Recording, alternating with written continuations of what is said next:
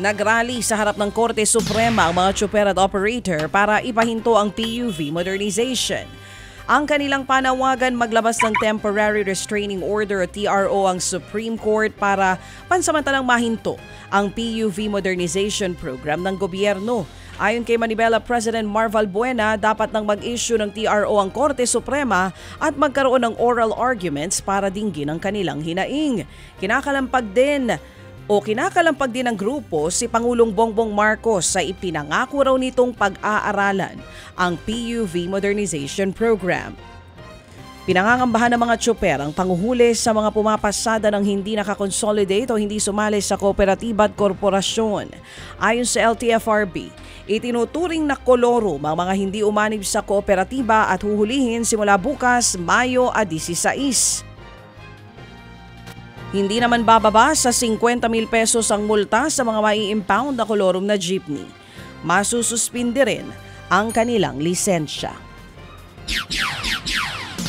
Samantala, pinag-utos ni Justice Secretary Boying Remulla sa NBI na imbestigahan ang umano'y paglabag sa wiretapping law ng Chinese Embassy.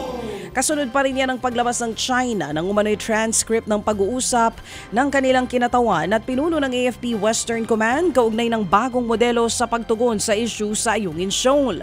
Ang giit ni Remulla, hindi dapat gumamit ang China ng diplomatic immunity para guluhin ang kapayapaan sa Pilipinas.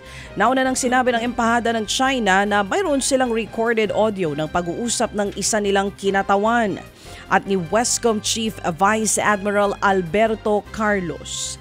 Nangyari daw ang pag-uusap noong January 3, 2024.